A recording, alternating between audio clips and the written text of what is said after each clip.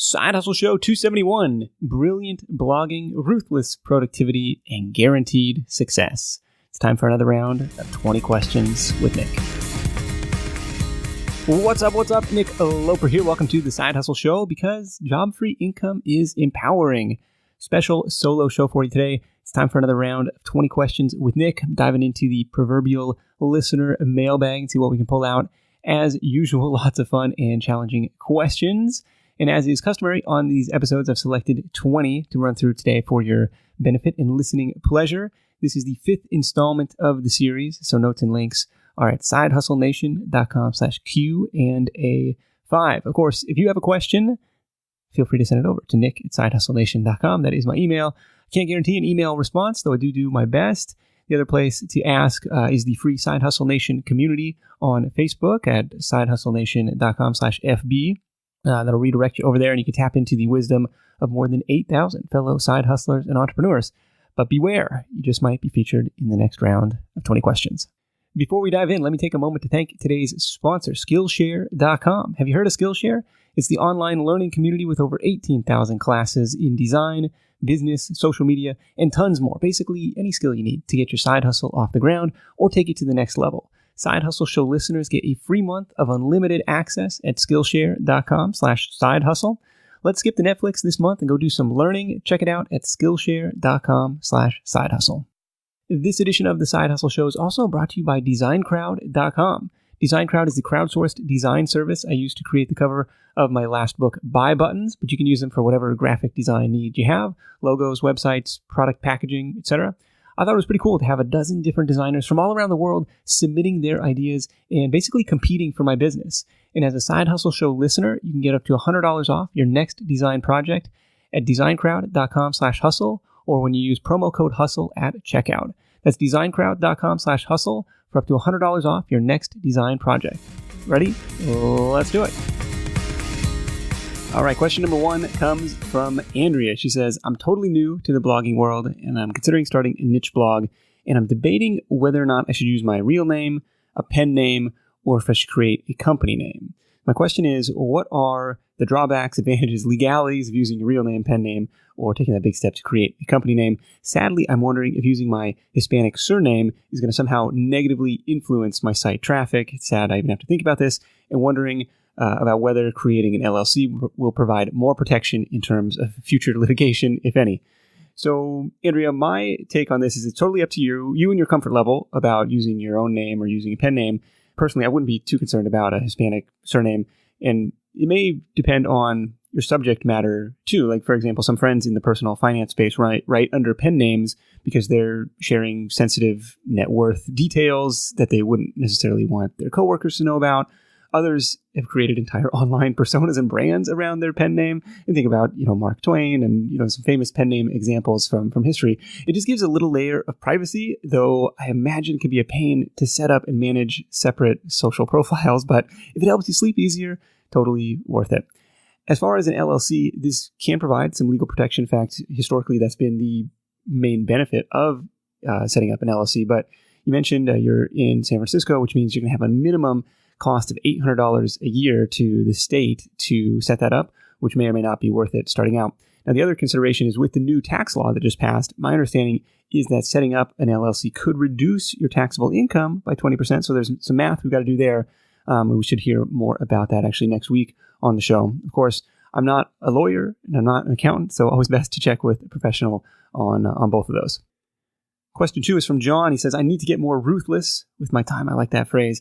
Have you discovered since growing Side Hustle Nation that your social status has started to lift over time? More and more people want your time and attention, yet you are less and less able to give either. How have you managed that shift?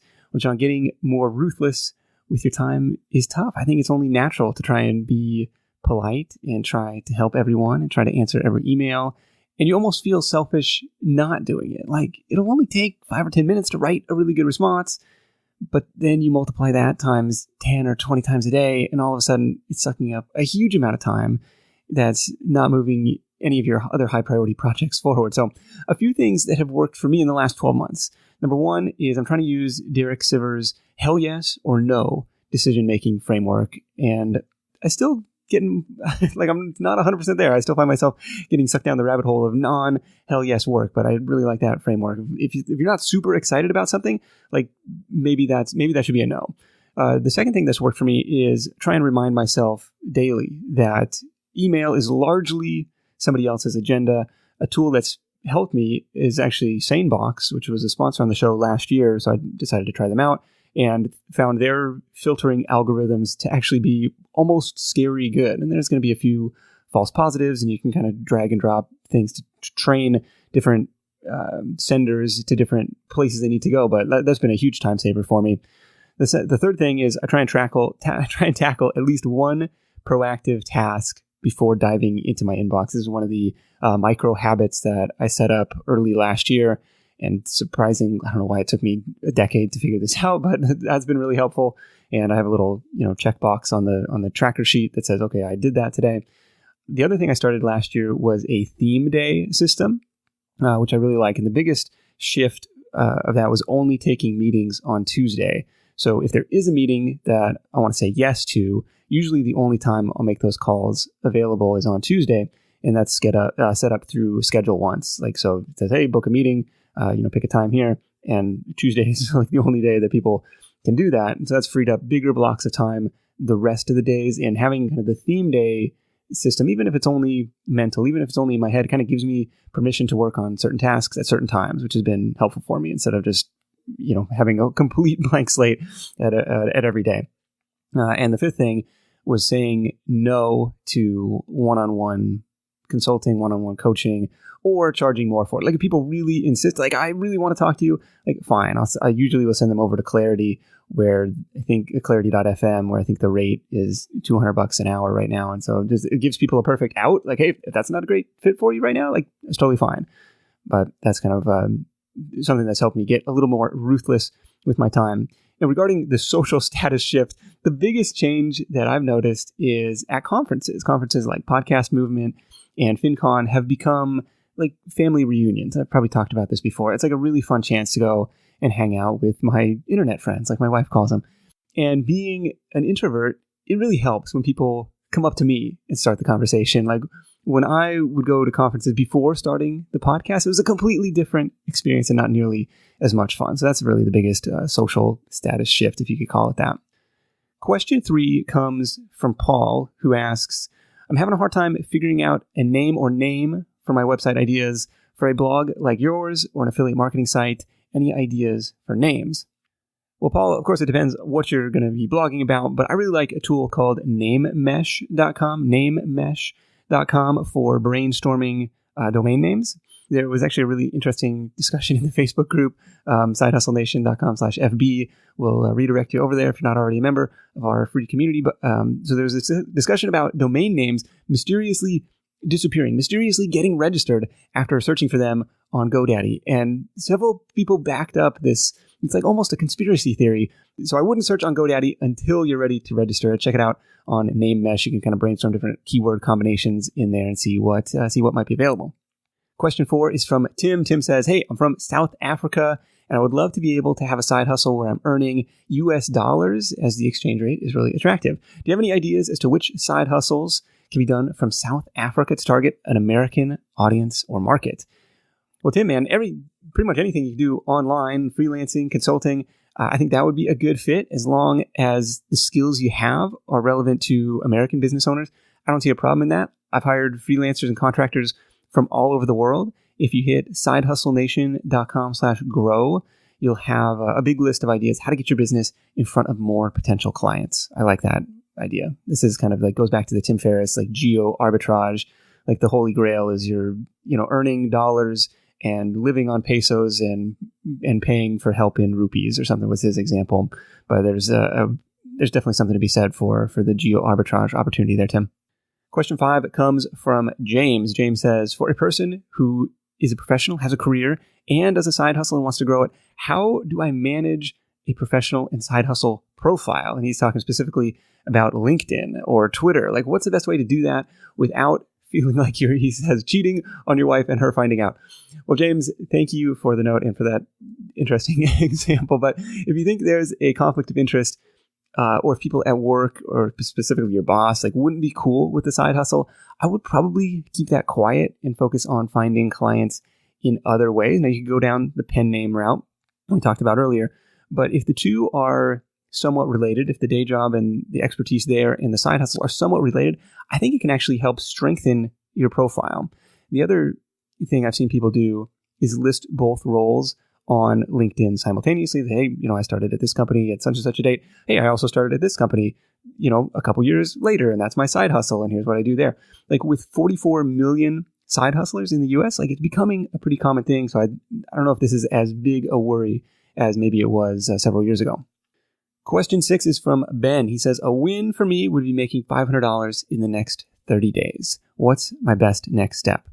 Well, Ben, let me give you 3 potential paths to go down. Number 1 is kind of the sharing economy route, the peer-to-peer economy route. These are services and apps and marketplaces like Lyft, like Uber Eats, if you don't want to drive people around in your car, Airbnb, Rover.com, which is like Airbnb, but for dogs, TaskRabbit, Postmates. I think you could pick up an extra $500 a month on one or more of these platforms without too much trouble at all. But there's a limit to your earning potential there. So option number 2 is to sell a service. You probably got something that you're good at that other businesses or individuals might need help with.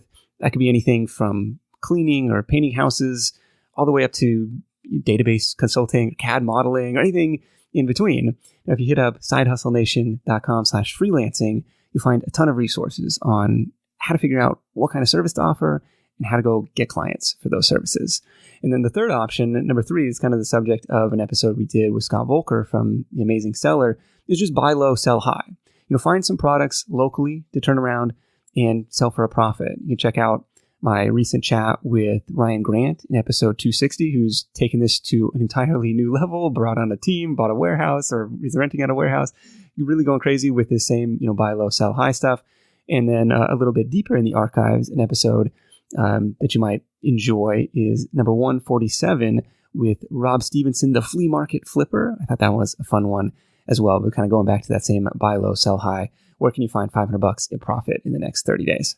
Question 7 is from Fikret, who asks, one question I'm struggling with is why anyone who's making $10,000 or $20,000 a month would teach others his methods so they can compete with him.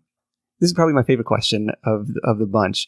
And there's a whole range of answers depending on how cynical you want to get. Like on the far end of call it the sliding scale of internet marketing benevolence, you got people who legitimately have this, pure abundance mindset and want to share what they've learned so that others can benefit.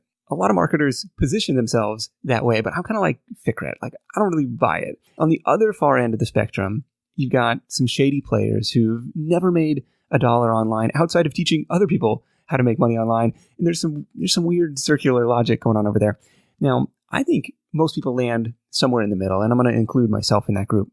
And part of the inspiration for the Side Hustle Nation blog and the Side Hustle Show podcast, which both started as side projects to the footwear affiliate business I was running at the time, comes from Nathan Barry.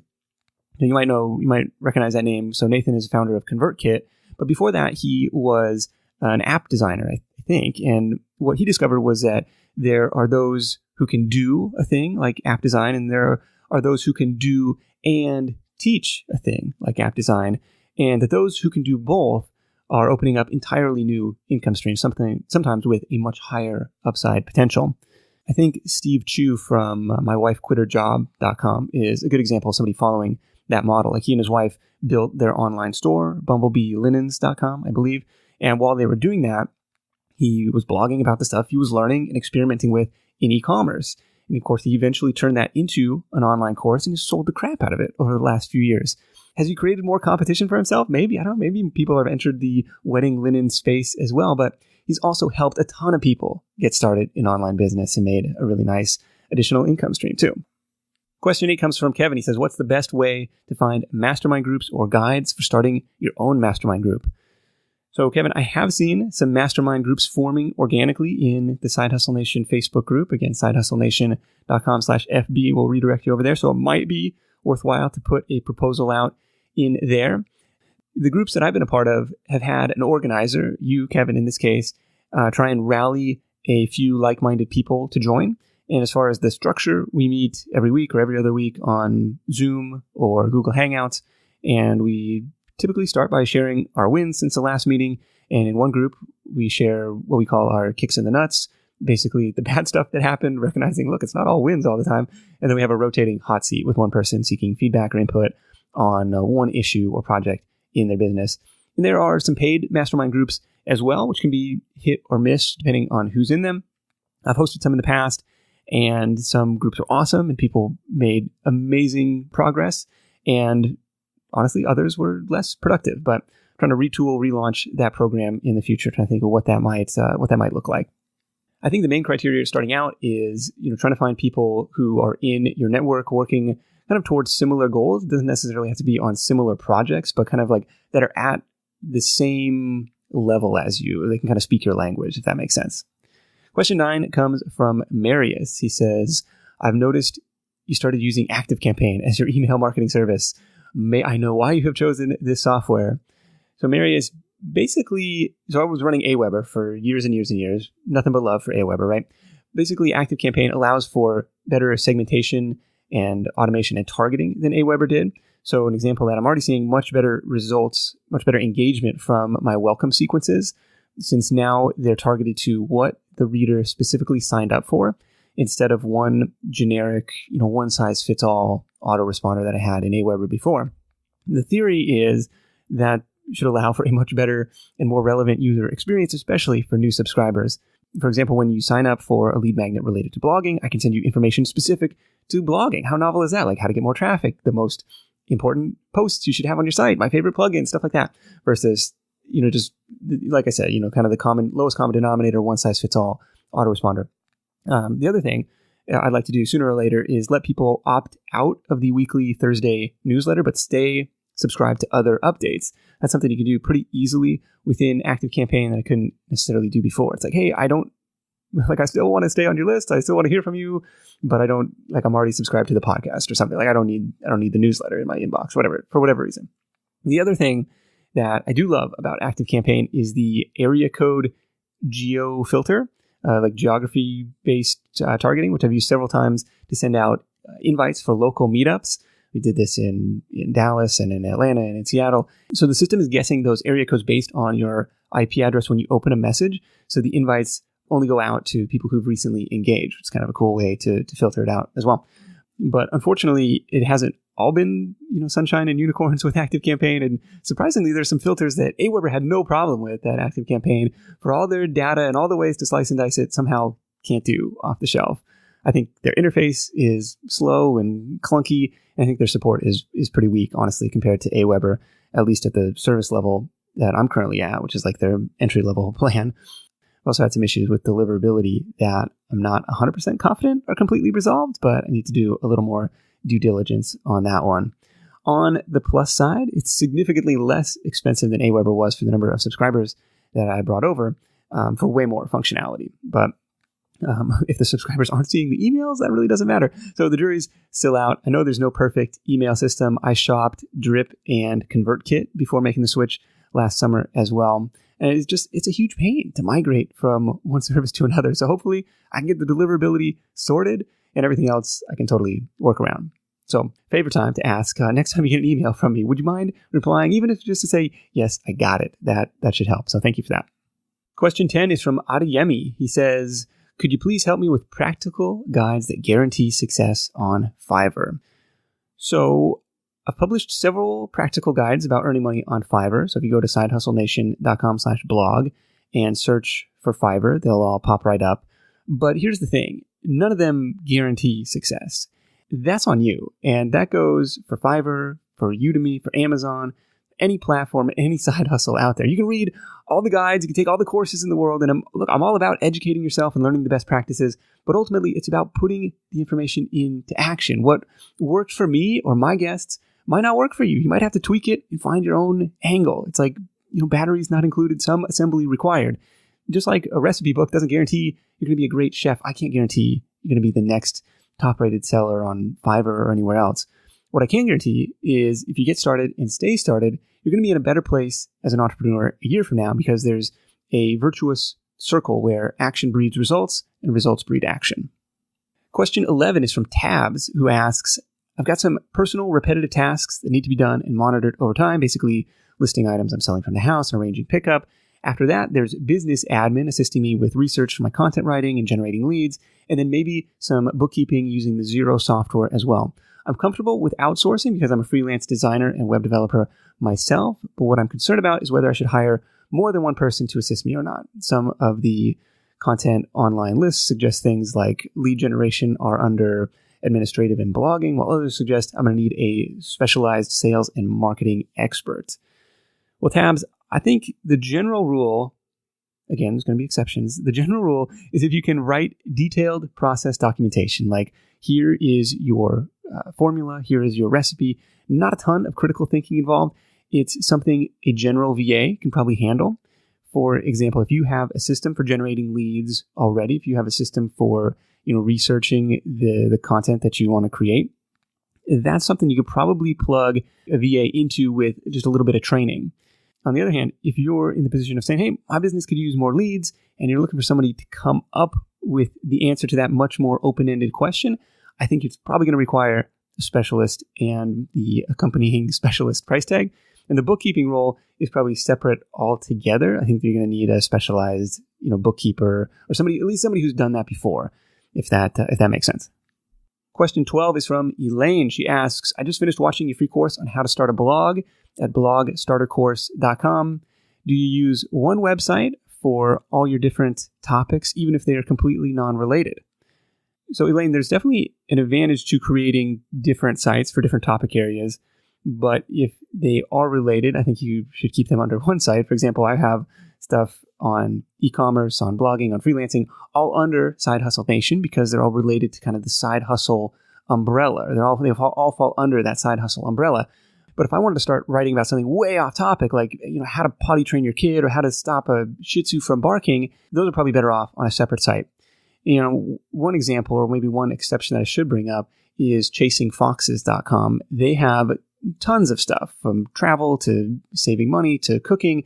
And it's all on one site, chasingfoxes.com. And it's all under the umbrella of living a better life. So you can go super broad and they've made it work.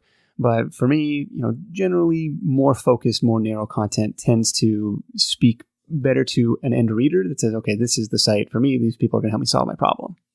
Question 13 is from Jasmine. She says, I'm a side hustle artist and I normally give my art away to friends or do commissions. I want to start a company and do my own designs. Right now, I'm creating greeting cards and I've got some promising feedback from friends and even some stores. But I want to know if I should stick with greeting cards since I'm just starting out, or if I should start to make prints and t-shirts and see what's most popular. I really like this diversification versus simplification question. So I posted it in the Side Hustle Nation Facebook group, not with Jasmine's details, just kind of the simplify versus diversify part. And the consensus was this: simplify first, diversify second.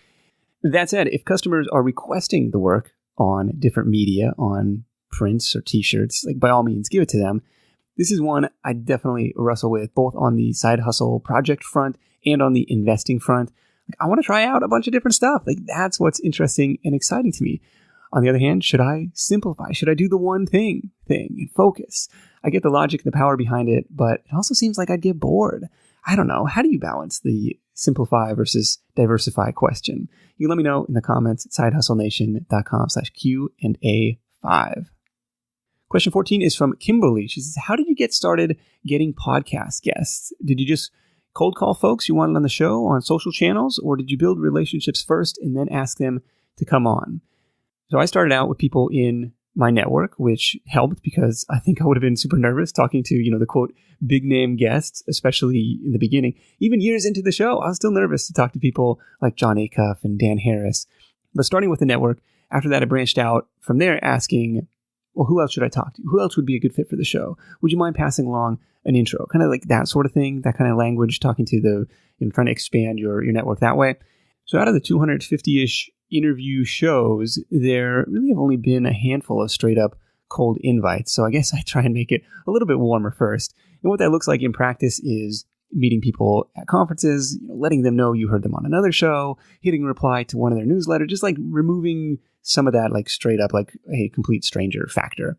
Now my strategy today in getting guests is topic first, guest second. So I try and figure out the subjects and stories and tactics I want to cover, and then I look out into the world and try and figure out, okay, who's the best person to come on and share that? Question 15 comes from Elaine. I believe the same Elaine that was just a couple questions ago. She asks, how many posts should I actually write before setting up my blog? And my answer to that is probably 0, unless you know writing really isn't your jam, in which case blogging probably isn't the best side hustle for you anyways. So let me explain that, and then I'll dive into kind of the first 5 posts that I think you should write. There are a few benefits to setting up your blog first. So first, as soon as you register your domain, it starts racking up domain age, which is a small but non-zero search engine ranking factor. Second, picking a domain and picking a theme can help you visualize the site, like what content should go where, what you want people to do once they land on your site, all that good stuff. Number 3 is the earlier you can get your content online and indexing in Google, the better. And if money is a motivator, if money's a factor, having the clock start on your hosting account can help light a fire to keep you working on the site, which wouldn't be as urgent if you're just stockpiling articles on your computer or on Google Docs, like waiting to have, a critical mass. Like the timing is never going to be right to, put it all out there. But if you're just starting out a brand new site, there are a few posts I think you should write first. And so here are my recommendations for those. The first is your definition post. In this post, you're going to lay out your definition and your interpretation of the primary topic. For example, if you have a site on email marketing, the title of your post could be something like, what is email marketing? And you could explain what it is, how it works, why it's important. You'll find that this type of post attracts users at the very early stages of discovery from question-related queries like, what is email marketing definition, how email marketing works, keywords like that, right? And so the example on my site, I believe, from way back in the archives, there's a post called What is a Side Hustle? The second thing that you're probably going to want right is the About page, because this is one of the most visited pages on your site. People, at least I am, always curious to see, who's writing this stuff. So this is your chance to show off some personality, like why you care about the topic and why people should pay attention to you. But the About page is also about the reader. It's an opportunity to lay out who your site is for and who it's not. And one of my biggest pet peeves is like an About page with no pictures. So by all means, include a picture. Like, what do you look like? Who am I reading? And I don't profess to have the best About page in the world, but I've tried to have some fun with it and I've tweaked it over the years at sidehustlenation.com/about if you want to check that one out. Post number 3 is what you can call the fishbone post. So this is a topic I learned about at Traffic and Conversion Summit last year.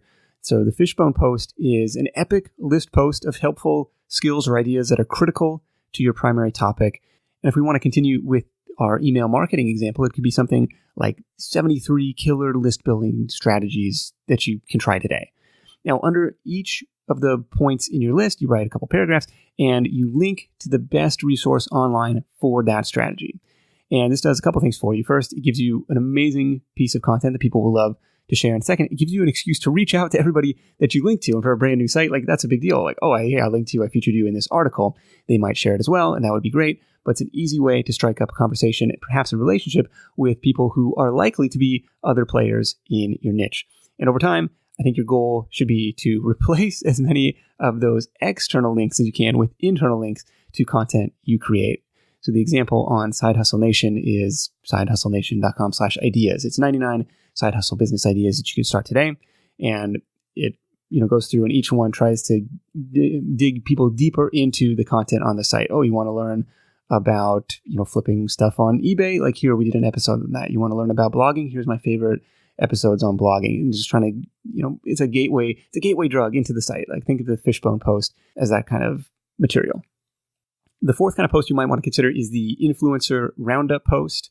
If you search on Side Hustle Nation, how to launch a bestseller, 25 authors share their top book launch tips. That's kind of what a roundup post is. You ask one question, one bit of advice from as many influencers or experts as you can find, and you put it all into one post. Basically, the goal is to try and generate some social media buzz from those contributors, but really also to get on the radar of other people in your space. And number 5 is the resources post, which is a compilation list of all your favorite tools, software, and products related to your main topic, where you're explaining how you use them and how they can benefit your readers. Now, done right, the resources post can be one of your most popular and most profitable pages on your site thanks to the magic of affiliate marketing. In the example of the email marketing site, it could be something like 19 tools every email marketer should have in their arsenal. On Side Hustle Nation, the example is sidehustlenation.com/resources, and it's 41 side hustle tools I use every day, or I forget the exact title, but it's basically, this is my favorite stuff. And some of those have affiliate programs, some of them don't, but it's, hopefully a helpful article for anybody trying to build an online business. So those are the first 5, or those are the 5 articles I think you ought to have to have kind of a strong foundation for your site to stand on. Now, you probably have some questions of your own that I'm not going to get to in this episode, and that's where our sponsor Skillshare comes in. Skillshare.com is the online learning community with more than 18,000 classes, and it's a pretty powerful answer engine. On Skillshare, you can learn everything from video editing to social media marketing to mobile photography, videography. There's a huge variety of subject matter on pretty much anything you'd want to learn, and it's all taught by practicing experts. The bite-sized classes are perfect for professionals who want to advance their career and for side hustlers who want to expand the skills you need to grow your business. How it works is you get unlimited access to all these classes for a low monthly price. You never have to pay per class again. It's kind of like Netflix, only for something that's actually going to help your business. For example, I'm trying to step up my Google game this year, so I'm checking out a few classes on SEO. It's all on demand, and the catalog has some pretty awesome stuff. Now, here's the best part. Side Hustle Show listeners can try Skillshare absolutely free. I think you're going to love it. Go to Skillshare.com/sidehustle to redeem your free month. That's Skillshare.com/sidehustle for a free month of unlimited access. Question 16 is from Emmy in the Facebook group, and this one actually started a pretty good discussion. She says, I was reading a book the other day, and the author mentioned that people who work for themselves are all salespeople in some capacity, and I realized that was true, but that I am not a salesperson. So can anyone recommend a book that would be good, or books that would be good for someone who isn't a salesperson but wants to improve that skill? So my recommendation was Influence by Robert Cialdini, one of my all-time faves, but other people mentioned some other cool titles in this thread as well. Among those, Fanatical Prospecting, How to Win Friends and Influence People, timeless, right? To Sell is Human by Dan Pink, Go Givers Sell More, the original Go Giver, one of my all-time favorites as well. Get Clients Now. I think Dennis Smith recommended that one on our recent Facebook Live. Sell or Be Sold by Grant Cardone. The Science of Selling, and How I Raised Myself from Failure to Success in Selling. Of course, we'll link all those up in the show notes for this episode at sidehustlenation.com/Q&A5. Question 17 comes from Kate. What can you do when a company you want to promote denies your affiliate application? Kate, this is super frustrating, and it happens to me even today. But you do have some options. Sometimes this happens when companies look at your site, they don't really see how they're going to fit in. Sometimes it happens when your site is really new or still under construction. And sometimes, for whatever reason, some companies have it set to auto-decline every new application. I'm not really sure what that's about, but it happened to me just a couple of months ago. So here is what you can do. Number one is ask them to reconsider. Understand that a one-time rejection is not a lifetime ban. Most of the time, the affiliate network or the company you're trying to work with is going to have an email address where you can contact. A lot of the time, it's something like affiliates@companyname.com, which doesn't always instill a lot of confidence that it's an email inbox that's going to be monitored, but it's better than nothing. You can also try the support at the affiliate network where this company has their program. That would be Commission Junction, Flex Offers, Share Sale, wherever that may be, or even the generic contact us on the company's site. So what do you say when you reach out? You can say something like, hey, love your product, wanted to reach out about joining your affiliate program. My site is blah, blah, blah.com, and I'm looking forward to sharing your company with my readers. If you have any questions, please let me know. Short, sweet. And sometimes you can even say, hey, I recently applied. I noticed my application was denied. I'd like to request, reconsideration, and here's why. The second option is to become a sub-affiliate. So even if your affiliate application is denied, you can usually still promote that product and get the majority of the commissions through a sub-affiliate service like VigLink. It's viglink.com. And this is actually the route that I had to take with a recent company that auto-declined me. So VigLink takes, I think, 25 or 30% of the commission, but 70 to 75% is still better than zero. And because of the volume that they drive, sometimes they have negotiated rates where you might even be better off, running links through them. So definitely a good workaround if you can't get a response. And the third alternative is to find a competitor to promote. This is kind of the last resort, because if you have one company in mind, there's probably a reason for that, but they may not be the only game in town, so it might be worthwhile to see if you can get in to their competitor's affiliate program. And who knows, maybe once you start making sales for the competition, they come to their senses and let you in. Question 18 comes from Praveen. He says, I'm reaching out to you for a roundup post. Let me know if you're interested, and I will send you the question. So he's going about the roundup post strategy we just talked about. But Praveen, how about just send the question in the first email? Question 19 comes from Chanel. What is the number one tip you have for people who are planning to quit their job in the next year to take their side hustle full time? Well, Chanel, congrats on making the leap yourself. As you know, this is a transition. The transition from employed to self-employed is an awesome and sometimes pretty scary jump to make. And to make that leap a little less stressful, the advice that I would give is to aim to build your side hustle income to the point where it consistently covers at least your monthly expenses. And you've got hopefully several months worth of cash savings as a buffer. Now remember, you don't necessarily need to replace your old day job salary right out of the gate, but you'll breathe a little bit easier knowing your business has a proven track record. I'm trying to think back to when I quit. I don't know that I was fully replacing my day job salary, but I know that for the last 6 or 12 months, at least was covering my expenses with the shoe business side hustle. And the other piece of that was, hey, with an extra 40, 50 hours a week, I'm pretty confident I could get there. I imagine it's only going to go up from here. The other factor is to budget in how are your expenses going to change. You might have lower commuting costs, but health insurance might be a big, expensive wild card. At least it is for everyone in the States that can put a major kink in your numbers. Now, some friends and guests have recommended Liberty Health Share as an alternative, which seems to be one of a handful of faith-based health share co-ops, which you may or may not qualify for, or you may or may not agree with their coverage, but could be an option for some people out there. Question 20 is from Amanda. She says, I don't have time for a side hustle. How can I make time? Amanda, I hate to break it to you. There's never enough time. It's not a problem that disappears even after you quit your job and you take your side hustle full time, because there's always going to be more stuff that you want to tackle. First step is to do a real life time audit to figure out where your 168 hours a week are actually going. 168 hours, that's a lot of time. You can use a tool like atimelogger.com to get this done, which was recommended by Steve Scott on the Side Hustle Show, or even just an Excel spreadsheet. But at the end of the week, at the end of 2 weeks of doing this, I think you'll have discovered some hidden time opportunities you didn't think were there. Now, on top of that, I've found that I'm more productive during this exercise because it kind of gamifies it. I'm on the clock. The next step is to shift your language. Instead of saying, I don't have time, try and force yourself to say the more honest, I prioritized something else. Now, I'm just as guilty of playing the I didn't have time card, but I'm trying to reposition it in my mind as priorities instead. And that has been helpful because by definition, we vote our priorities with how we spend our time. Like if something is important to us, we make time for it, and your side hustle is no different. And question 21, bonus question, also from Amanda. What made you decide to start side hustling? Was there a motivating factor? Well, of course there was a motivating factor. Otherwise, I wouldn't have done it. But there really were a couple factors for me. The first was a desire to use my free time more productively than just watching TV or playing video games.